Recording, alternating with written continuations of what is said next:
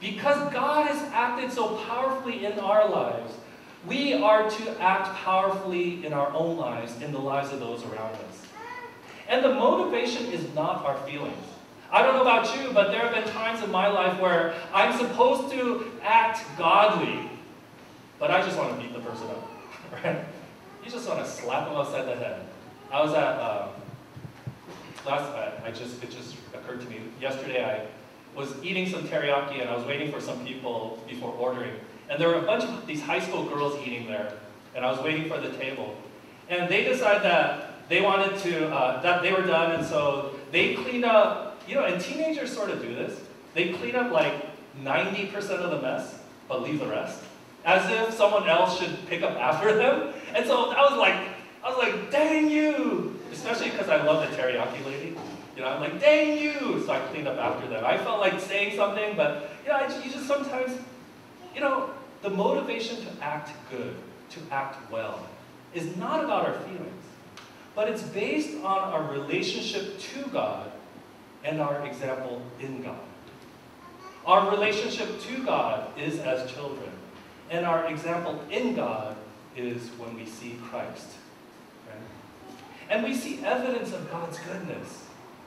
Right? We should act because God has been good in our lives. We see the evidence of God's goodness all around us. We see evidence of God's goodness in our vacation Bible school that we had concluded this year. I mean, we had a great time, and it was such a fantastic time. And there were, you know, I gotta say, I've done VBSs all over. We do a pretty dang good job of VBS at this church.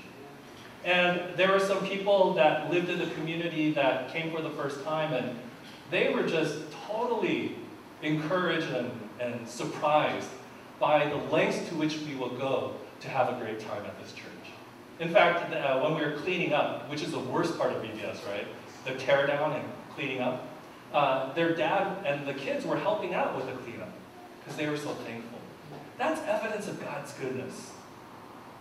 We took VBS on the road to Astoria. And you know, I just helped set up. That's all I did. But the word I got back was that they were so thankful. And Pastor Fred talked about that last week. That's evidence of God's goodness. And all of that is partly because the youth are so good in our church. I've seen youth all around our church. I gotta say, we have some of the best youth in our own church. They do so much for this church. That's evidence of God's goodness. Amen. Yesterday, the Guatemala mission team, they did a car wash fundraiser. And I know some of those people on that team, they've had a long summer between VBS, Creation, Astoria, what else was it? I mean, just all crazy summer. And they were out there in the heat, washing cars. And that's evidence of God's goodness. And they made over $1,000. That's evidence of God's provision and goodness in our lives. There is evidence of God's goodness all around us. But the question is, are we acting on that goodness in our own lives? Look at the passage and some of what Paul lists in the book in our passage. He says this in kind of a don't. If I were to put it in two columns of don'ts and do's, it says, put away falsehood. In other words, stop being fake. Speak, and what he wants you to do is, rather than being fake, he wants you to speak truth to our neighbors. Why? For we are members of one another. And it comes straight from our passage this morning. He says, be angry, but do not sin. And, you know, that might be a little surprising to you that in the Bible it says, be angry. Because somewhere along the line of our growing up, we learn not to be mad and angry. But he wants you to be angry and not sin because there is injustice in the world. If there is injustice, God's people should be upset with that. If there is racism and oppression, God's people should be upset with that. Right? There are instances to be angry, but not to make room for the devil and sin. He says, thieves should stop stealing. And rather than stealing, they should work honestly and share with those in need. We should stop evil talk. but instead use those words to build up, and let those words give grace to those who hear those words. And he says, put away bitterness, wrath, anger, wrangling, slander, and malice. And instead to be kind to one another, to be tender-hearted, forgiving one another. The use of these words, and to make those two lists of don'ts, but do. He says, don't do this, rather do this. Don't do this, but do this. Don't do this so that you can do this. Helps us to know that the emphasis in our passage is less about what not to do and more about what to do because of our faith. In other words, this is not simply a list of things not to do, because our faith is not about what we don't do. Faithful living is about what we do in our lives.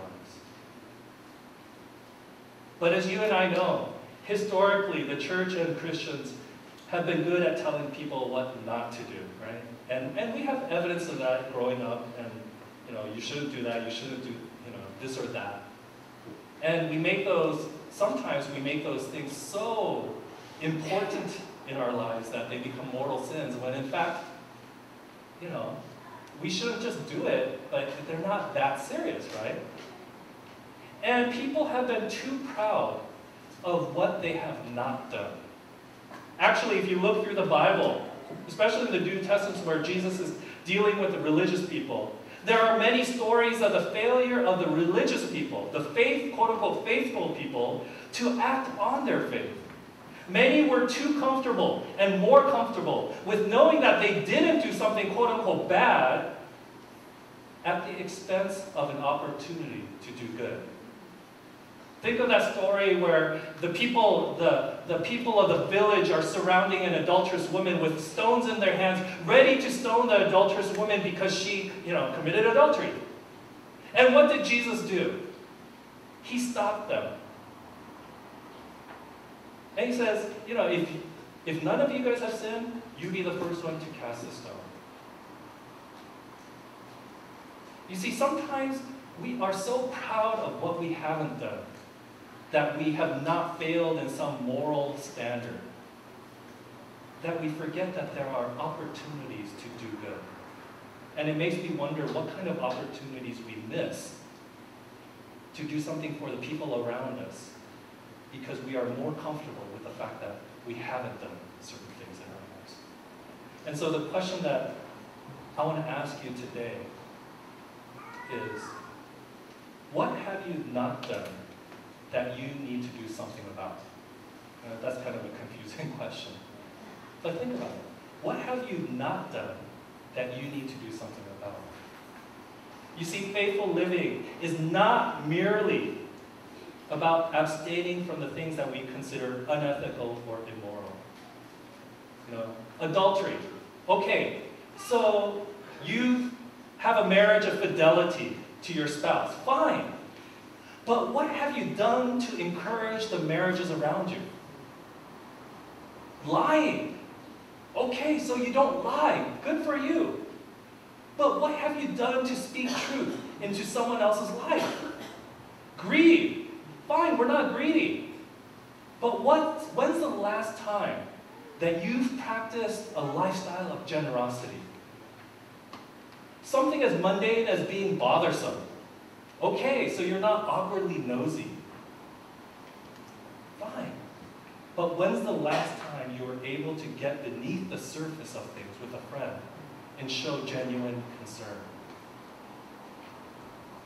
Faithful living, again, is not merely about abstaining from the things that we consider unethical or immoral. But it's not simply to go on in life refraining from those things to simply become couch potatoes in our faith. You're not a couch potato because you're watching TV. You're a couch potato because you're not doing anything. Right? And so we need to think about that. What have you not done that you need to do something about?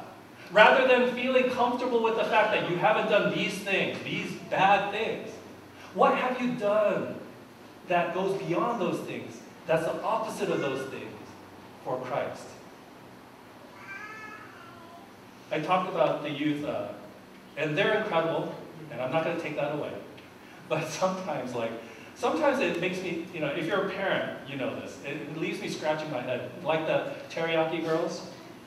Our kids do the same thing, right? During VBS prep, I would say, okay, we're eating lunch, don't make a mess. Because I don't like, I want things to be cleaned up. I'm sort of particular in that way, I guess. And they're like, all right. And then they clean up 80% of the things. I'm like, who made this mess? Not me. I mean, out of 10 kids, no one says they made that mess. There's napkins, plates, forks, used, things. It doesn't occur to them that even if they didn't make that mess, that it doesn't preclude them from cleaning it up. And sometimes in our faith, it doesn't occur to us, just because we don't do those things, that it doesn't occur to us to do something about those things in other people's lives. Faith calls us to action, and we need to do more than we don't. Many people ask me, how do I know I'm on the right track with God? And if you're asking the same question, I would say this, that it's not about what you're not doing, but it's about what you are doing because of your faith in Jesus Christ. This will clue you into whether you are on the right track with God. So church, as we conclude here, because it's way too hot to go on, as you leave this place, don't leave thinking that faithful living is just about what you don't do. Know that faithful living is about what you do because of your faith. So go out there. Don't just stop from lying. Speak some truth into someone's life. Don't just stop complaining. Go encourage someone. Don't just stop buying stupid things. Give something away. Don't just stop. Don't just stop. Don't just stop in your tracks and become a couch potato Christian. Go and do.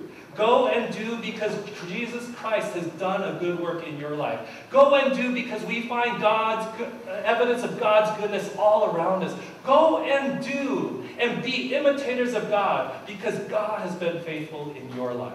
Go and do. Do more than you don't. Amen? Amen. Let us pray.